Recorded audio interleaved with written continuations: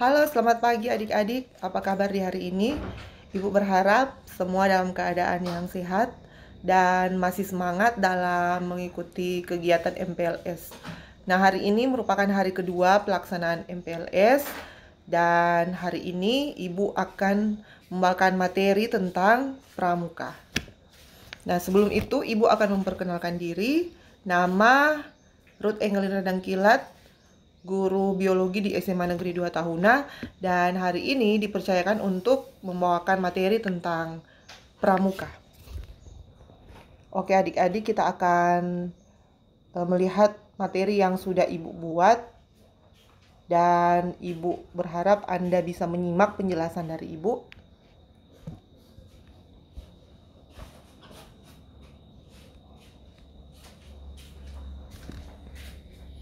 Ya, jadi pramuka ini kata yang sudah tidak asing lagi buat Anda sekalian, karena Ibu yakin waktu di SMP Anda sudah pernah ikut kegiatan pramuka ini. Nah, pramuka merupakan kepanjangan dari Praja Muda Karana, yang berarti orang muda yang suka berkarya. Kemudian gerakan pramuka memiliki motonya adalah Setiaku Kudarmakan, Dharmaku Kubaktikan. Jadi ini merupakan moto dari gerakan pramuka. Kemudian pramuka ini memiliki kode kehormatan dan kode moral, yaitu Trisatya dan Dasadharma.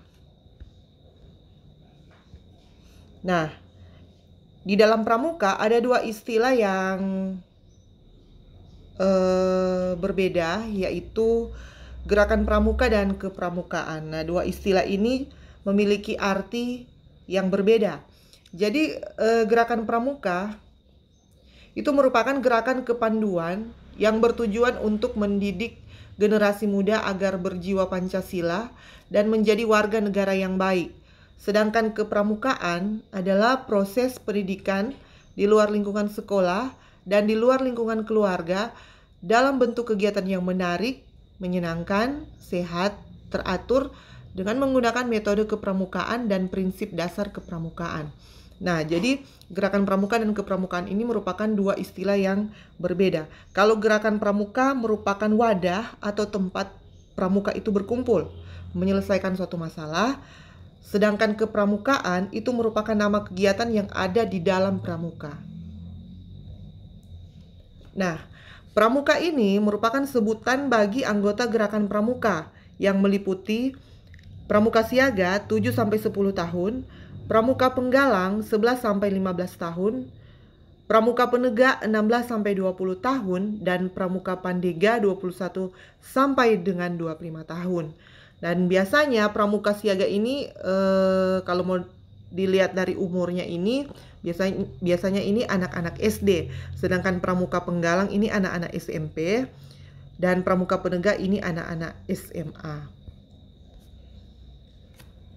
Nah, sejarah untuk gerakan pramuka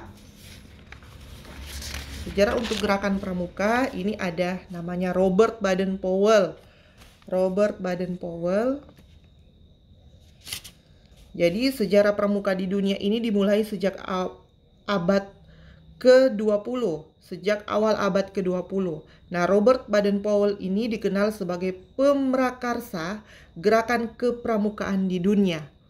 Nah, beliau ini lahir pada tanggal 22 Februari 1857 di Inggris. Nah, dan pada tahun 1908 dia menulis buku Scouting for Boys. Jadi Scouting for Boys, buku tentang prinsip dasar kepramukaan.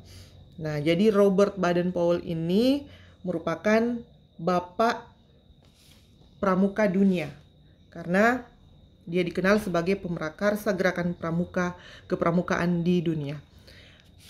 Nah, selanjutnya ada nama Sultan Hamengkubuwono ke-9. Nah, Sultan Hamengkubuwono ke-9 ini merupakan Bapak Pandu Indonesia. Jadi beliau dianugerahi gelar Bapak Pandu Indonesia atau Bapak Pramuka Indonesia pada tanggal 14 Agustus 1961. Makanya di setiap 14 Agustus itu diperingati sebagai Hari Pramuka, di mana Sultan Hamengkubuwono ke-9 ini dianugerahi gelar Bapak Pandu Indonesia atau Bapak Pramuka Indonesia. Nah, Jambore pertama kali dunia itu dilaksanakan di Athena Olimpico pada tahun 1920 dan diikuti oleh 27 negara. Nah, kemudian sejarah lahirnya gerakan pramuka di Indonesia itu bermula pada masa di mana Indonesia ini dijajah oleh bangsa Belanda. Awalnya gerakan ini bermula dari berdirinya cabang NPO atau Nederlands Pathfinders Organisatie. Nah, jadi ini Nederlands Pathfinders Organisatie ini merupakan organisasi milik Belanda. Jadi bangsa Belanda ini yang membawa gerakan pramuka ini ke Indonesia.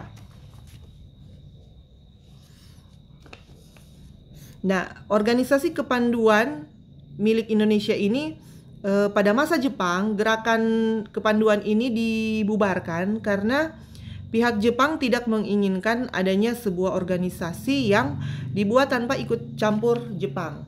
Tapi setelah Jepang pergi, gerakan pramuka di Indonesia kembali aktif dan baru terbentuk sebagai pramuka pada tahun 1961. Jadi pada tahun 1961 ini gerakan kepanduan di Indonesia dinamakan pramuka itu pada tahun 1961. Nah, mengapa pramuka harus wajib untuk diikuti oleh para siswa? Nah, karena dari sisi pendidikan dan kegiatan, pramuka mengajarkan banyak nilai, mulai dari kepemimpinan, kebersamaan, sosial, kecintaan alam, hingga kemandirian. Nah, demikian adik-adik untuk materi singkat tentang pramuka di saat ini. Terima kasih sudah mendengarkan penjelasan dari Ibu, dan ada 3 soal yang harus Anda kerjakan. Yang pertama yaitu tuliskan apa yang dimaksud dengan gerakan pramuka. Kedua, apa yang menjadi moto gerakan pramuka. Dan yang ketiga, kapan Hari Pramuka diperingati? Oke adik-adik, demikian untuk materi kita di saat ini. Dan sekali lagi terima kasih untuk perhatian dan kerjasama adik-adik di saat ini. Sekali lagi, tetap jaga kesehatan dan terima kasih.